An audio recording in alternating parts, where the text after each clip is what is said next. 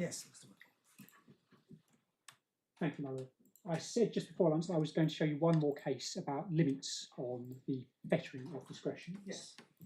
And that case is AA Nigeria, which is at tab 38 on page 930 of the authorities file.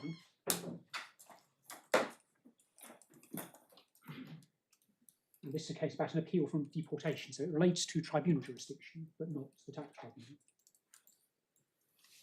The facts are at paragraph 1 over the page, it's page 931. It was an appeal of a 32-year-old Nigerian man who had been convicted of supplying Class A drugs and sentenced to 4.5 years in prison.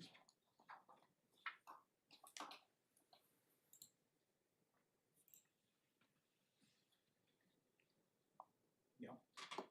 The legal test is paragraph 7 over the page again. And it's not a time-based discretion, but it is a broad evaluative judgment. And we say the approach to guidance will be similar.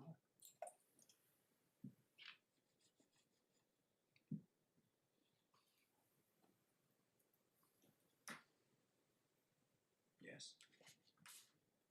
And then at paragraph 9, Lord Justice Popplewell gives a valuable explanation of the approach to this sort of evaluative judgment.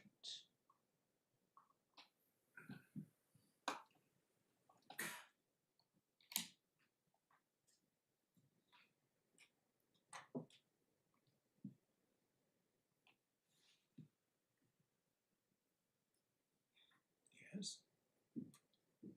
And in some ways, this follows on from what I referred to this morning in Lord Justice Jackson's judgment in Sayers and Hunter, this concern about the incrustation of guidance, that with these sort of broad evaluative approaches, principles are stated at a high level, and then the specialist tribunal judiciary are trusted to exercise that judgment.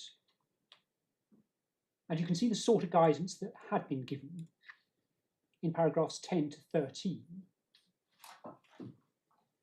Let you have a minute with that, and I'll just pick up something that's said in paragraph 55 of Lord Justice Wilson's judgment at the end of paragraph 13. Sorry, say that last bit again. I'll let you have a minute with that, and then I'll pick up something that's said at the end of paragraph 13. Right.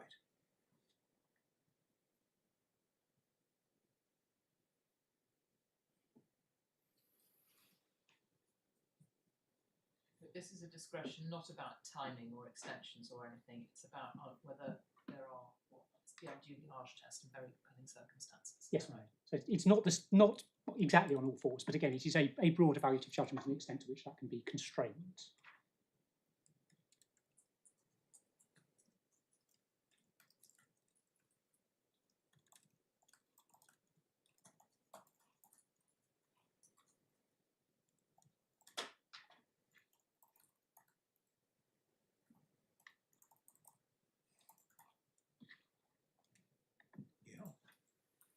And as you can see over the page on 50, in paragraph 55 of Lord Wilson's judgment, that he says, starting 5 lines down, I must not be taken to be prescriptive in suggesting that the very compelling circumstances which the tribunal must find before it allows an appeal are likely to relate to some or all of the following matters.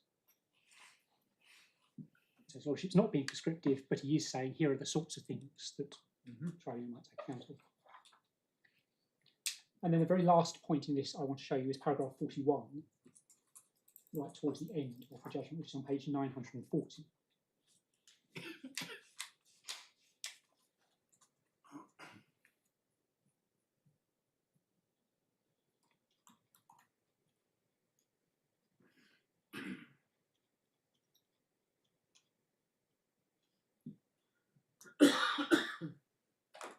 Yes. Where you can see, despite the specialist judiciary in the Upper Tribunal, Lord Justice Popplewell says that it's no part of the Upper Tribunal's function to seek to restrict the range of reasonable views which may be reached by FTC judges in value judgments. Yeah. And you can see over the page the quote from Baroness Hale's judgment, accepting that some divergence will be inevitable in broad statutory tests. That's just one of the consequences of allowing those sorts of discretions.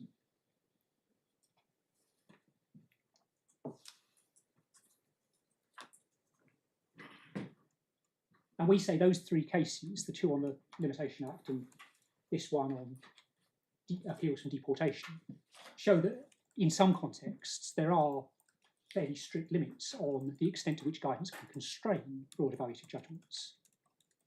How do you explain cases like American cyanamide? I would have to go away and look at it. I suspect, and what I say in principle, is that where the courts are allowed to constrain sort of broad evaluative judgments and discretions, there is some express or implied power of the courts to do so. And so where it's procedural, there is this inherent jurisdiction to manage their own jurisdiction. For the tribunals, they don't have that inherent jurisdiction, but it's conferred on them expressly by Section 25 of the Tribunals, Courts and Enforcement Act. Well, the power to grant an injunction is a power to do so when it is just and convenient. That's the statutory power. And I mean, there are cases of legion when it's right to grant an injunction and when it's not. And there are all those criteria about what you need to show to get a freezing order, when to grant an interim injunction. And it's been probably 10 years since I've looked at American cyanamide, so I'm reaching back into my memory here, but the power to grant an injunction, did it predate that statutory power? Was it a sort of... There was a power in the courts of equity to grant injunctions, yes. So I would suggest that there is then, at least implicitly, an understanding that in codifying it, the legislature was not seeking to fully constrain the broader jurisdiction that the courts had before it was incorporated into a statute. That you look back at the previous power that the courts in equity had to grant injunctions and to govern how they did that, and that at least implicitly is incorporated into the statutory power to do so.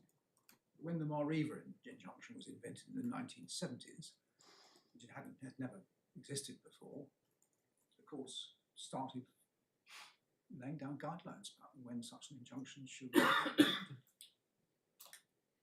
But in circumstances where there was a history of the courts being able to grant injunctions, a statutory power to grant a different sort of injunction, again, implicitly contains the understanding that the courts will create their own rules for how to do it.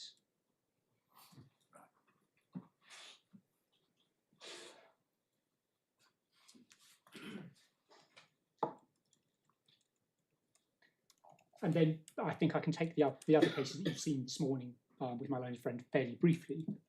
If we start with Peripanathan, which is in the Supplementary Authorities Bundle, tab 46, and page either 1119 or 2, depending on how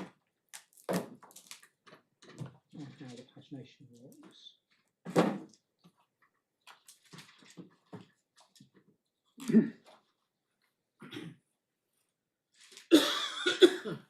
Which page are we going to? We're looking at paragraphs 58 and 59. Yes. Which is in the judgment of Lord Newberg and Master Rolls.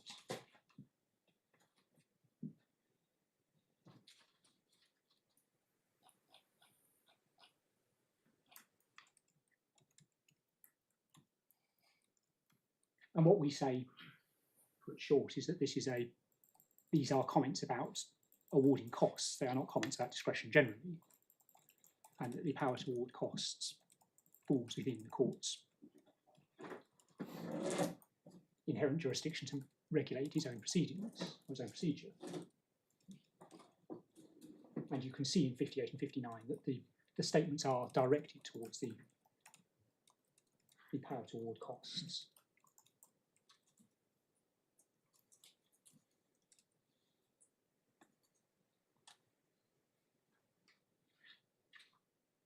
And the same is true in Flynn. That if you look at paragraph 94 in Flynn. Which is Flynn? Flynn.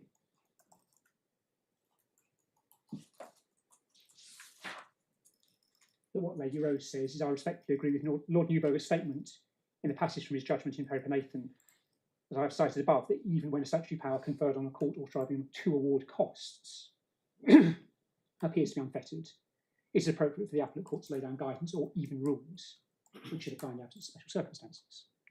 Again, it's a procedural point. You say there's this understanding that there is a power to constrain the broad discretion.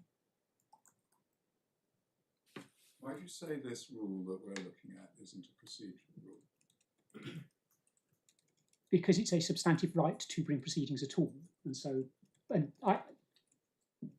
it's been understood in Markland and the equivalent approach in Cowan and Form as not a matter of case management, but a matter of substance and jurisdiction.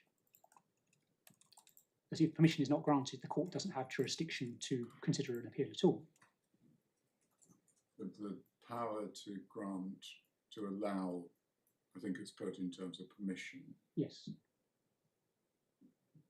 How is that power of the court a substantive, a rule about substantive, do you call it substantive rights or what? It sounds quite procedural to me. It does sound quite procedural, and we accept that it's not that a distinction has to be drawn, and the line drawing is not necessarily trivial, but procedure is about managing a case once it's on foot, once it's started. This is what Lady Justice Aspelin said. And this is not about managing something that's on foot, it's about deciding whether it, or granting permission for it to commence at all. But it's not concerned with the underlying merits of the case. Isn't that the distinction between something which is substantively concerned with whether the taxpayer's right that he's been charged too much, as opposed to whether he can challenge it at all?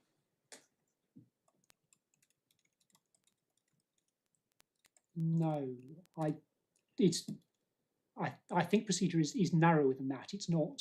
It's the question here is a sort of substantive one of whether the taxpayer has, or whether fairness requires the taxpayer be able to bring his appeal. It's not managing the case. It's not sort of deciding how it proceeds. It is saying whether it proceeds at all at a preliminary stage.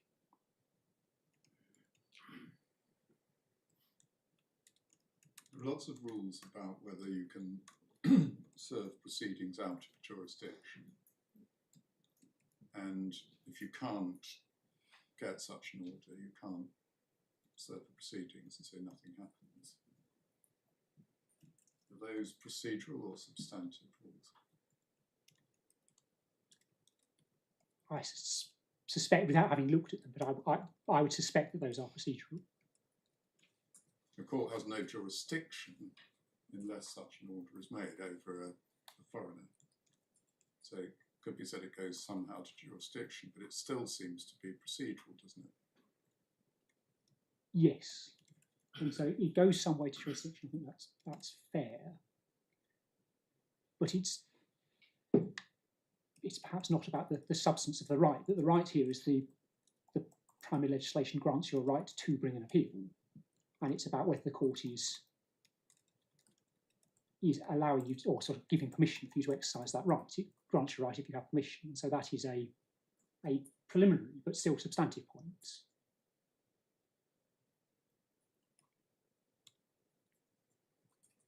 Still struggling with the difference between that and lodging your notice of appeal in this court. You have a right to do, under the rules, if you want to bring an appeal at all, and for which you need the court's permission if you're outside the time limit. Now, you pointed to the distinction in the wording that the CBR says you must, and the section 83 says you may. But apart from that verbal distinction, I'm struggling to see the substantive distinction between a situation in which you can't appeal against a decision of the lower court without permission, without this court extending time, and a situation when you can't appeal against a decision by HMRC unless the FTT allows you to bring the appeal out of time. I don't see what the difference is. the difference is about whether the court is sort of seized of the case, whether it's in the door. Well, it's plainly seized of the application. It's seized of the application, but not of the appeal. Well, as this court would be, if somebody wants permission to appeal out of time, this court is seized of the application and then has to decide, applying HISAG, should we extend time, should we not? But a court is seized of the appeal. The appeal is within the system. I think the only two other things perhaps I can say on this to assist are, one, that this court has held in Cowan and Foreman that there is a distinction as regards the Inheritance Act 75. Yeah. And second, that my reading of HISAG and Yes is that this court has come close to saying that the scope of implied sanctions is a closed class. That Is what? is a closed class. That there is, I think, probably some discomfort in HISAG, in Lord Justice Morbick's judgment, with the concept of implied sanctions, but an acceptance that too much water has passed under the bridge for the Court of Appeal to change anything about it now. And so we would say that this is one step further, and therefore expanding the concept of implied sanctions to cover commencing proceedings is at least against the spirit of the approach that's been taken in HISAG and Yes. Right.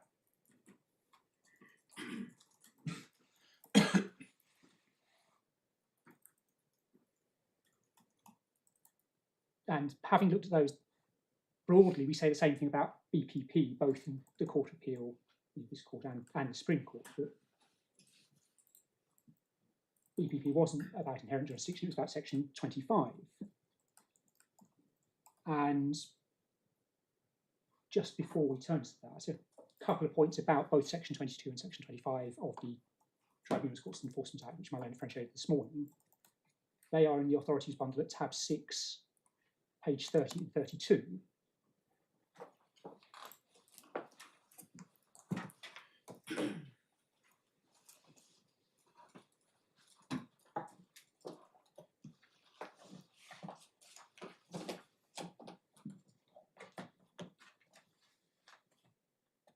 Section 22 is very clear from its language. It's about practice and procedure. It's not seeking to create powers broader than that.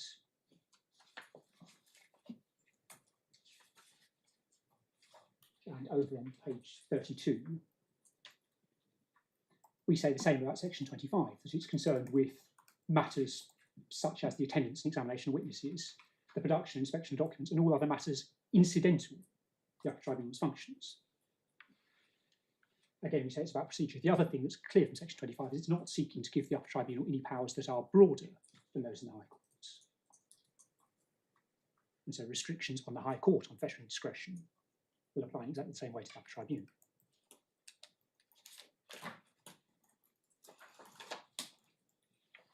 And with that in mind, we can look very quickly at BPP.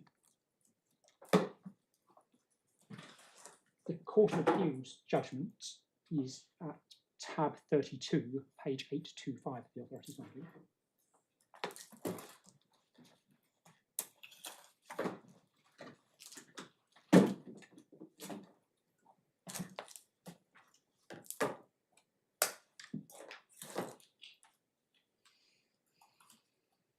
And you can see the question that the Court of Appeal is asking itself on page 827, paragraph 2, which I think you have been shown. The key question, Lord Justice Ryder says, is the proper approach to the tax tribunals in cases where there has been a breach of an order. So we're very firmly in procedural relief and sanctions territory. Which paragraph? 2. 2. The final sentence of paragraph 2. Yes.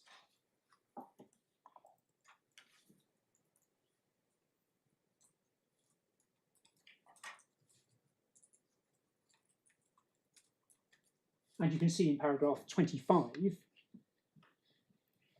that the Court of Appeal tied its analysis to the power given to the Upper Tribunal by Section 25.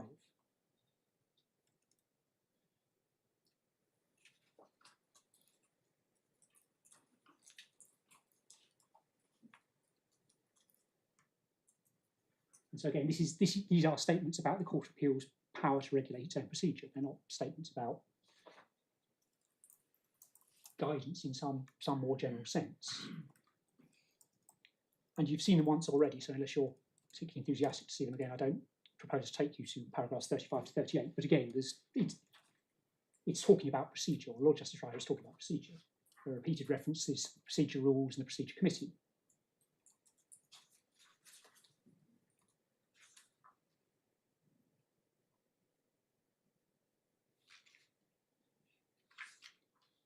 The Supreme Court judgment is in the next tab, beginning at page 838.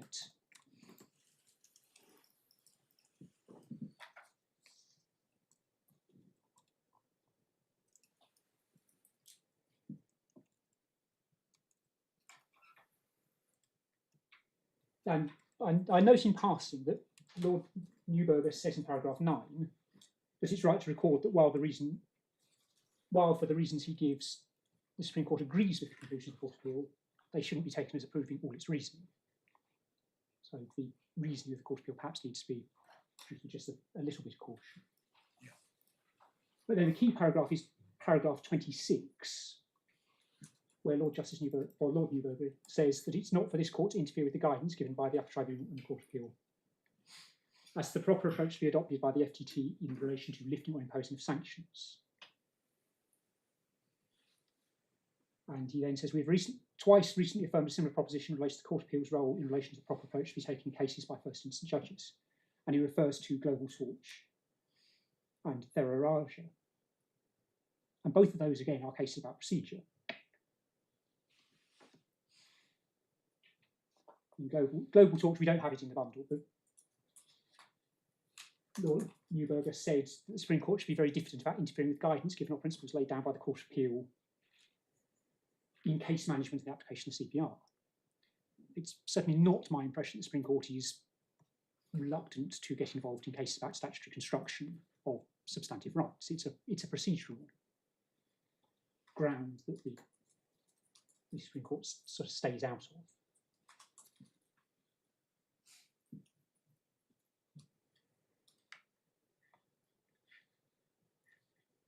And I don't propose to go to it unless you want me to, but that's why we say that the FTT's reasoning in Lands Luo misunderstood the scope of EPP. Which case? The FTT case in Lands Luo. It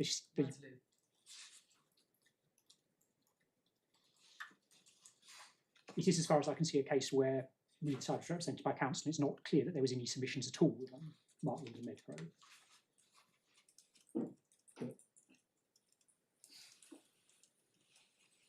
We say BPP doesn't address this situation.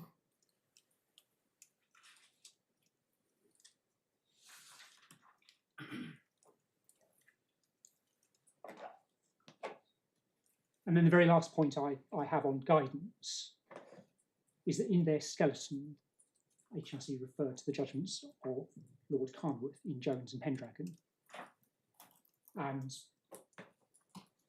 I've dealt with that in some detail in my skeleton argument. And I've dealt with that in some detail in my skeleton argument, and I don't think my own friend said anything new. So unless you would like me to go through that with one eye on the time, I'm happy to stand by what we say in our skeleton argument. And drawing those points together, those are our submissions on HMRC's ground of appeal, that where courts are dealing with substantive rights, and the legislature has chosen to give a broad discretion, and there is no power, either statutory or inherent, that allows courts to constrain that, then guidance with the level of constraint that was given in Martland is a fetter on that broad power that is not permissible.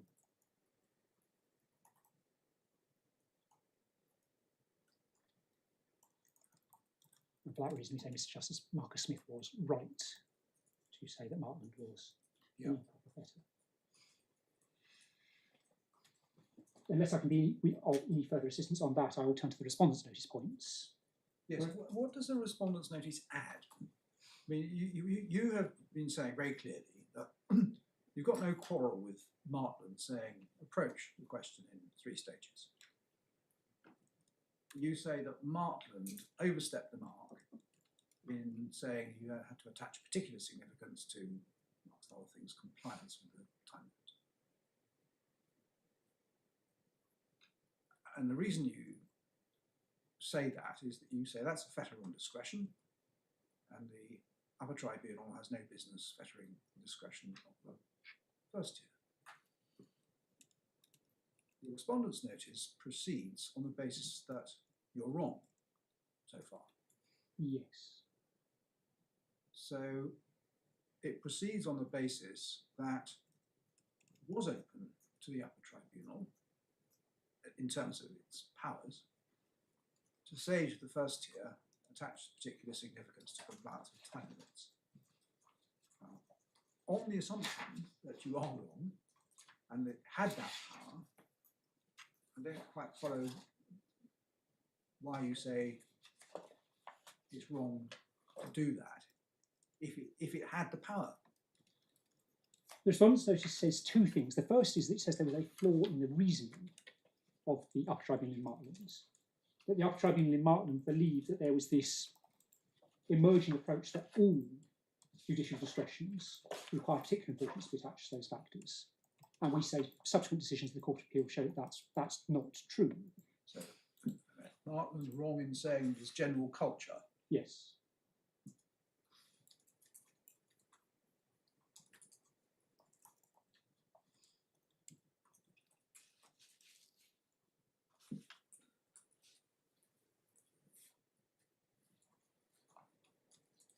And the second Respondents' notice point is saying that even if Martland was, or the Upper Tribunal is able to say particular weight should be attached to certain factors, the factors that it did attach weight to are contrary to the purpose of legislation 283G6 and to other legislation introduced at the same time that grants the tribunal a power to grant permission to bring late appeals. So that Martland could have said you must attach particular weight to the, if I'm wrong on the first point, and Martland could have said you must attach particular weight to the length of the delay or the reason for it or the prejudice to HMRC. I say the factors that it chose to attach particular weight to are not ones that are consistent with the purpose of the legislation.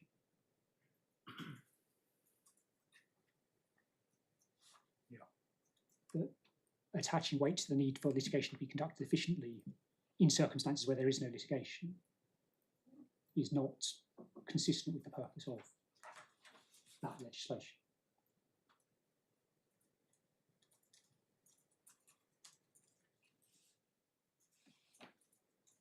Picking up the first of the Respondents' notice points, then we can see what Martland said at tab 35 and page 879.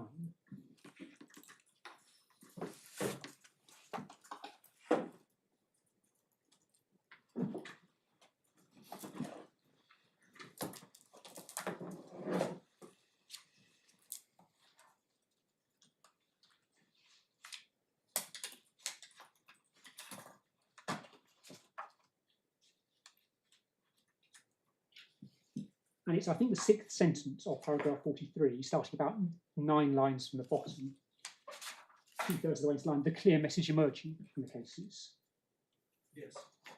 The clear message emerging from the cases, particularised in Denton and similar cases, and implicitly endorsed in BPP, is that in exercising judicial discretions generally, particular importance is to be given to the need for litigation to be conducted efficiently and at proportionate cost, and to enforce compliance with rules, practice, directions, and orders.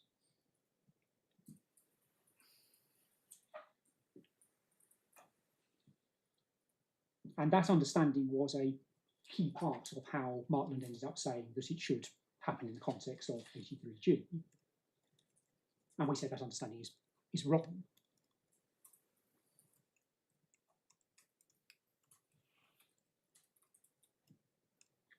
I've already shown you Cowan and Foreman, which was a case where there was a judicial discretion and the Court of Appeal held that it wasn't appropriate to apply either the relief and sanctions jurisprudence or even the changed approach to the overriding objective in the CPR.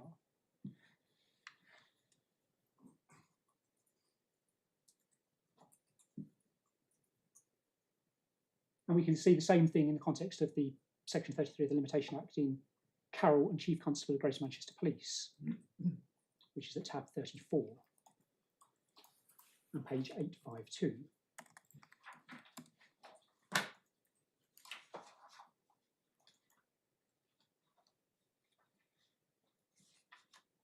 And at paragraph, this is a case about an undercover police officer who became addicted to heroin.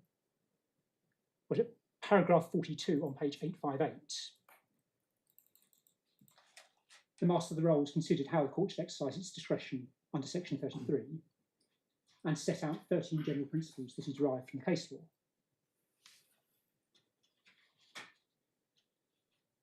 And we say these principles draw no support from the changed approach.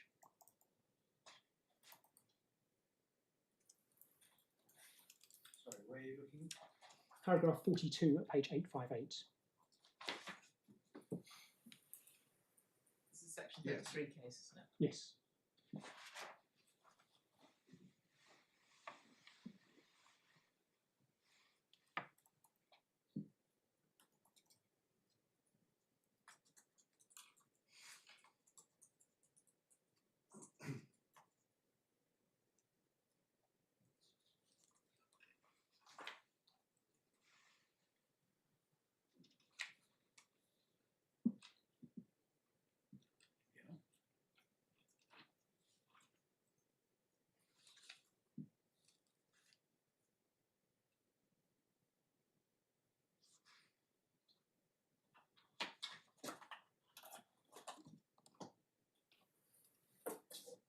Yes.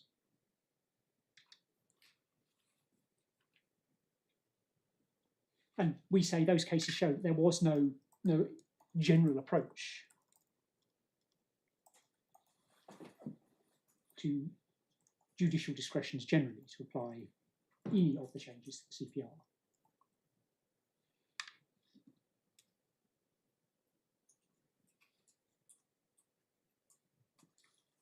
And where this was a key element in the reasoning of the Upper Tribunal in Martland getting to the requirement that this apply in the context of Section 83G6, they've gone wrong and it undermines their reasoning.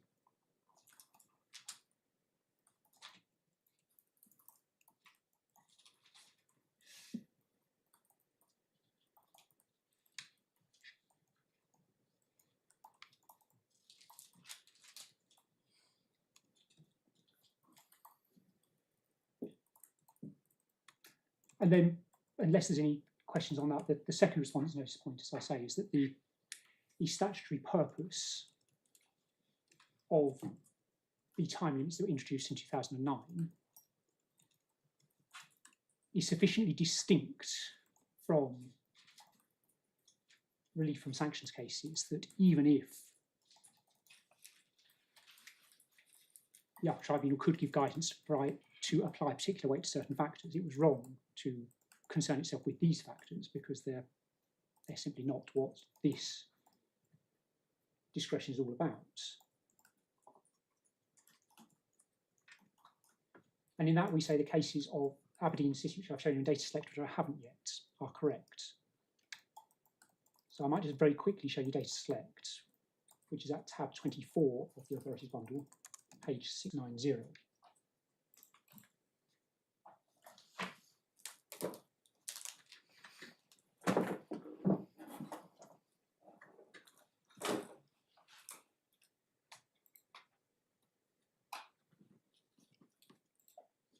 And the analysis of 83G6 begins at paragraph 34 on page 696.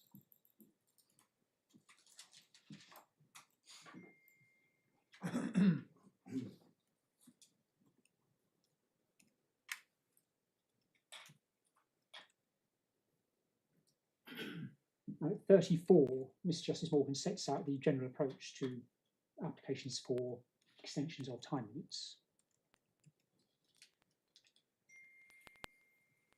At 35 and 36, he looks at and says he was shown the approach that's been adopted in other cases, including in Aberdeen City.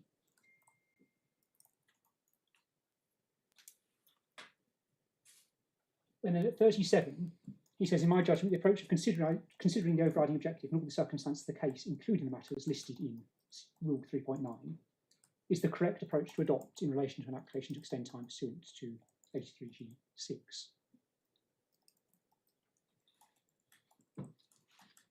And while for the reasons the Upper Tribunal gave in Markland, we don't actually agree that you should have regard to the overriding objective. Obviously, you should decide cases fairly and justly, but tying it to the overriding objective we say is wrong because it's not a case management decision. It is clear that what Mr. Justice Morgan was doing was not applying Rule 3.9. He was just saying Rule 3.9 is a helpful list of factors.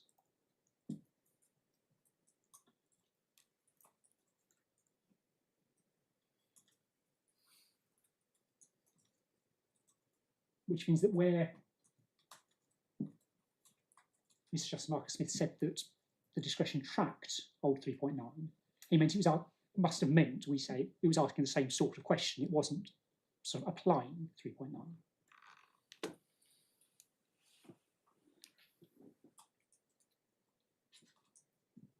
What about the sentence at the bottom of page 696,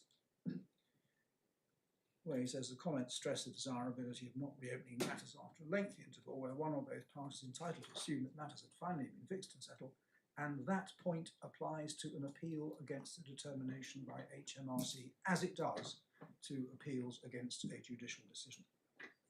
He's saying it's the same. He's saying that it is a factor that applies in both cases. And we'd accept that it's a factor that applies in both cases. I don't read him as saying. You've been submitting so far that there's a wide gulf between an appeal against the decision of a lower court, proceedings have started, and an appeal against the decision of HMRC. This observation suggests there is no such difference. I'm not sure I agree with either proposition. I have been submitting that there is a difference, and the difference is significant enough that the doctrine of implied sanction shouldn't sort of extend to covering this. And I read that sentence as saying that that there is at least one factor that applies in both cases. There are several factors that will apply in both cases. It doesn't mean that they are on all fours or that all the same factors will apply. Yeah. I absolutely. It doesn't talk about weight at all, does it? It doesn't talk about weight at all. And I absolutely accept that finality is important. There will be cases where the time limit has been missed, but HMRC and the taxpayer have continued in correspondence. And the taxpayer is very clear they don't agree. There will be cases where the time limit has missed. HMRC have assumed that it's settled, they've put all their files in storage, and they've passed it over to their enforcement division, it's in the county courts. And the relevance of finality in those two different circumstances will be different. But I absolutely accept that finality is one of the reasons for having a time limit at all, and therefore it's one of the things the court should take account of.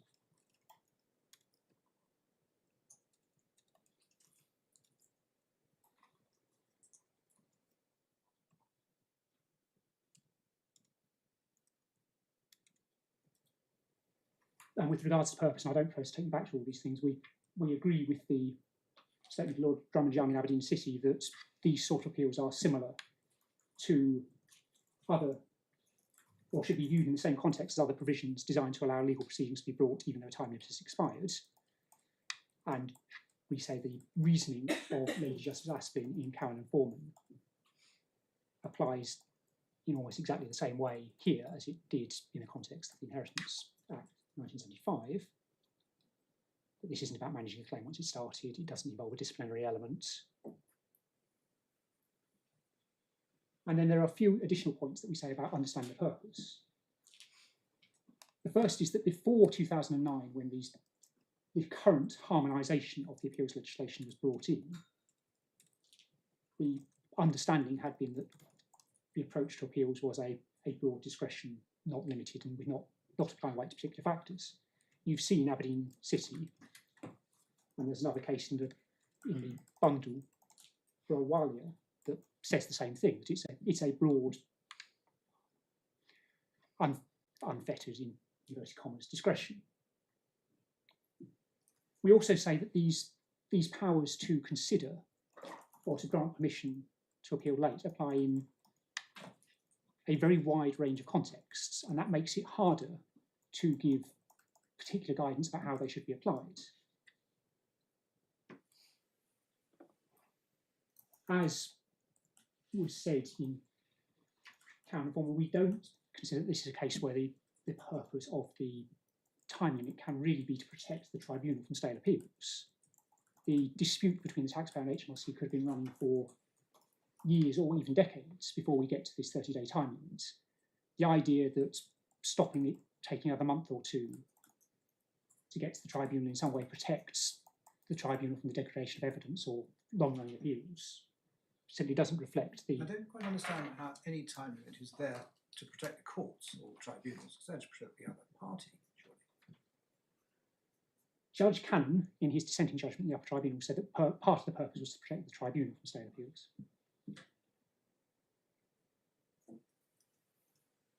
As I've said, in the context of Section 49, you could have this right at the beginning of a dispute with HMRC, that a HMRC could become aware of a potential understatement of tax shortly before the deadline for issuing an assessment. They could issue an assessment and the time limit starts running immediately. There's no prehistory, there's nothing analogous to existing litigation, there's much less than there would be even under pre-action protocols. You can also have it in the context of the disputes that run for years where at various times both parties have been very slow. It would be nice to think that inquiries with HMRC run in the same way as well-cased managed litigation. But I think if HMRC say that's the case, it's certainly not my experience. It's probably for them to persuade you that that's right. But you're not suggesting, are you, that I don't think that any of this applies the other way around? In other words, helps HMRC if they're late. I can't remember if they have extension provisions under the statute to be able to, they have a time limit for producing assessments and notifications of tax, don't they? They do have a time, and That's there's that. the time limit is obviously much longer. Yeah, but but that's that. Yeah, there is that, and there's no statutory discretion for the upper tribe or for the tribunal to allow them to assess out of time.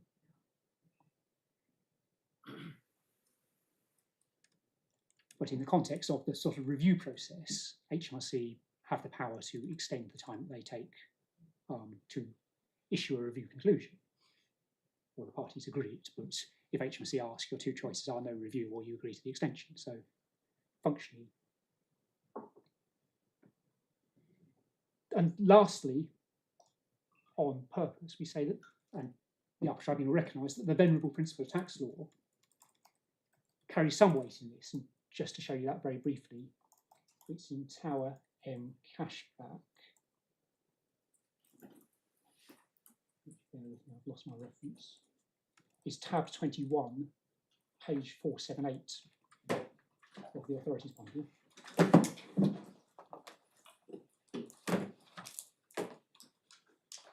And then it's paragraph 15, where Lord Walker approves the statement of Mr. Justice Henderson, and paragraph 115.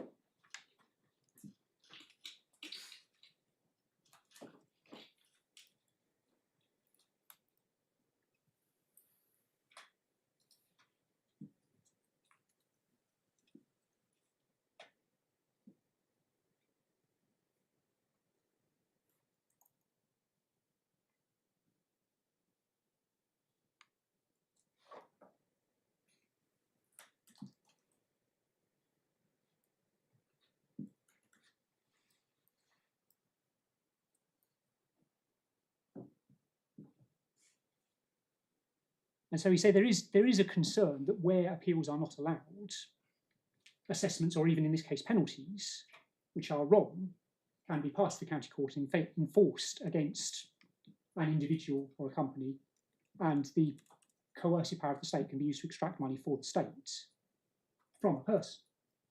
And the venerable principle, the desire that people pay the right amount of tax, weighs against enforcing this time limit for its own sake.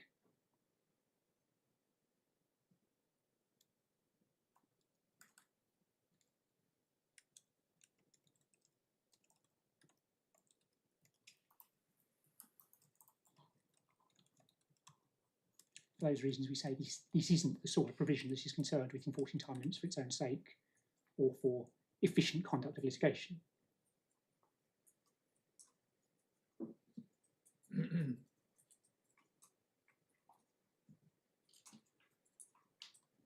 Unless I can be of any further assistance.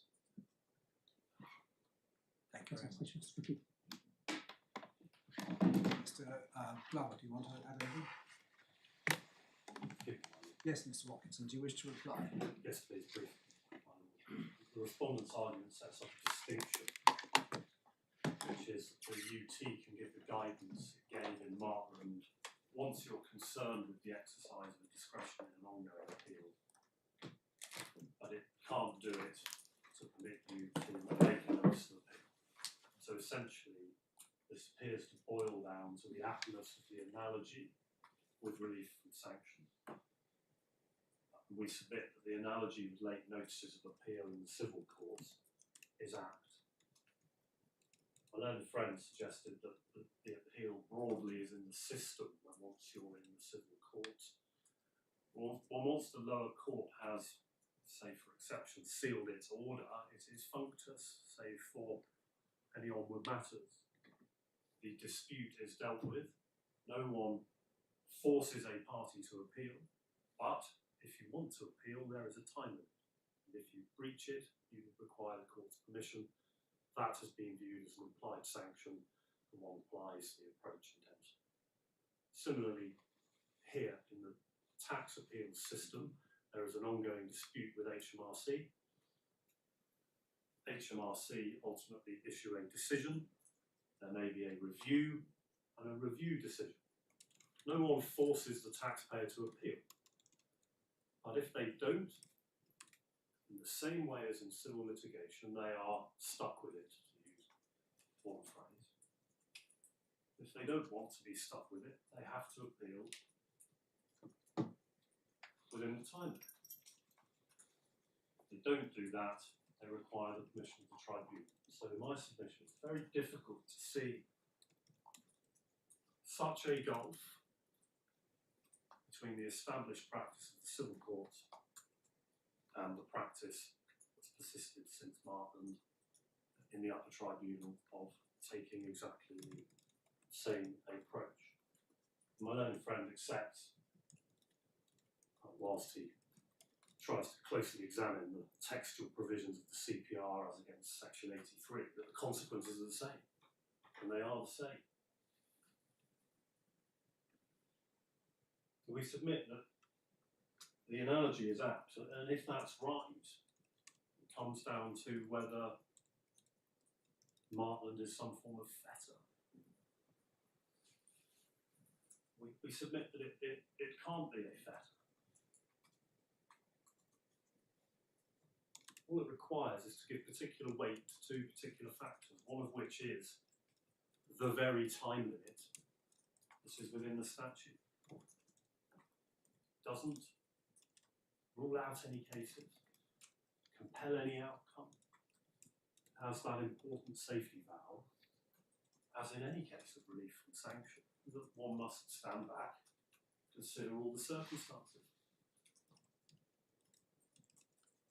Construing Section 83G of VATA, there's nothing inconsistent in our submission, let alone subversive of that section in the guidance from Mark.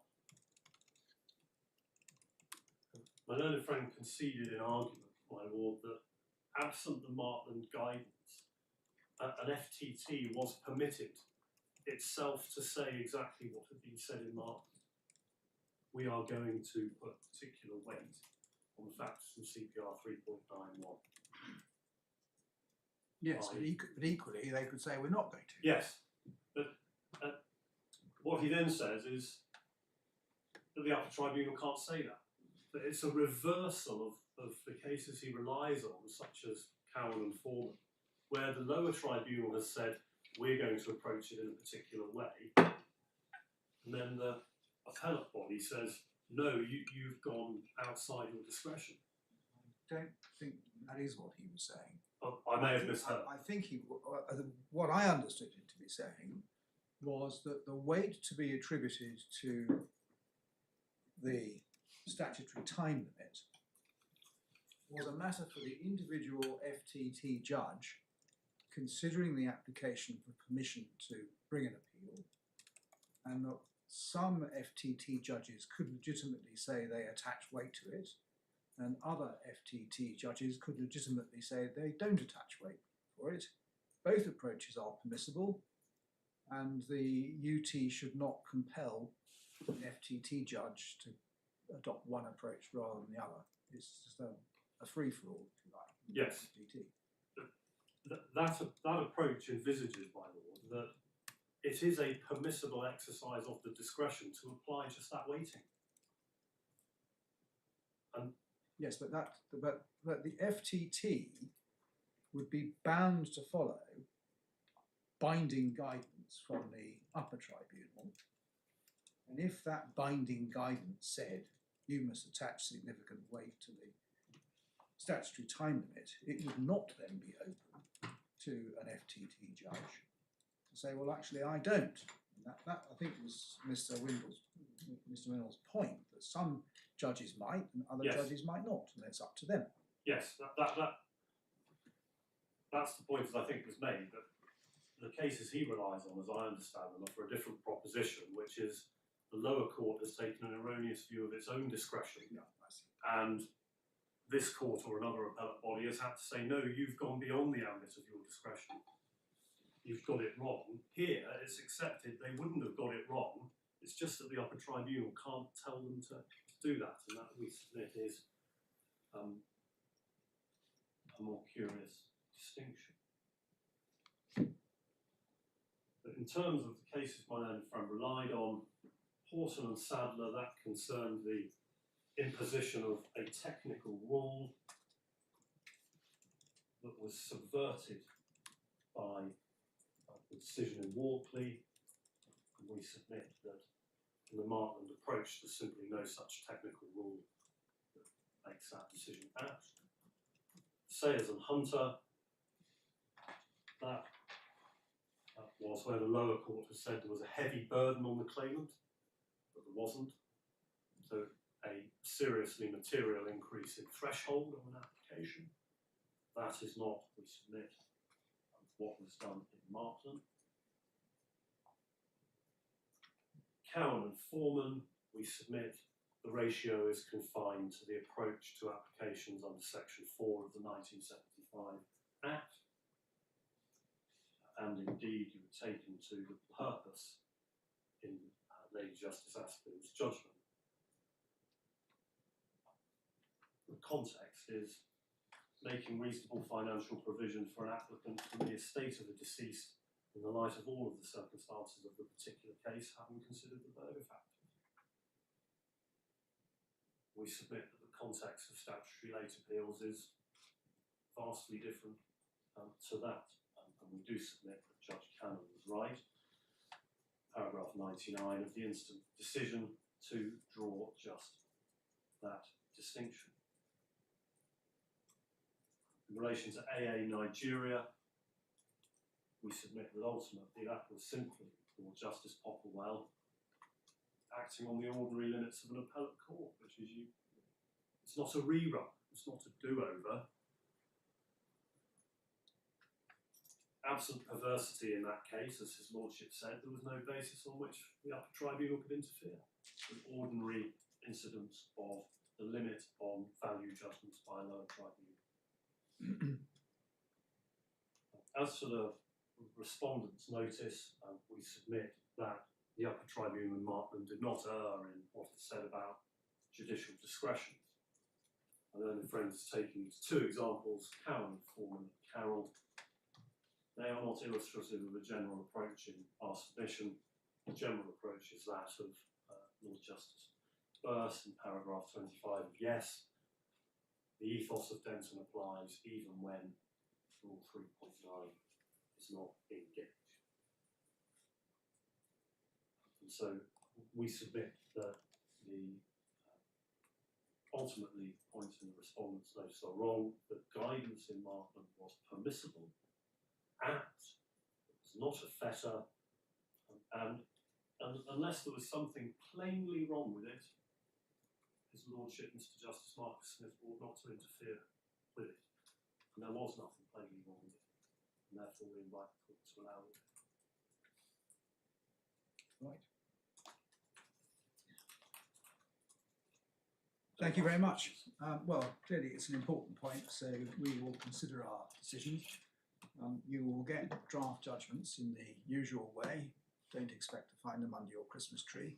That will be your opportunity to correct our English, but not our reasoning, and not to raise new points.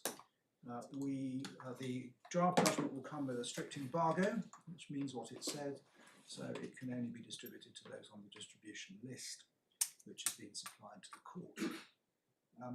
In the light of the draft judgments, we would hope that you will be able to agree a formal order disposing of the appeal.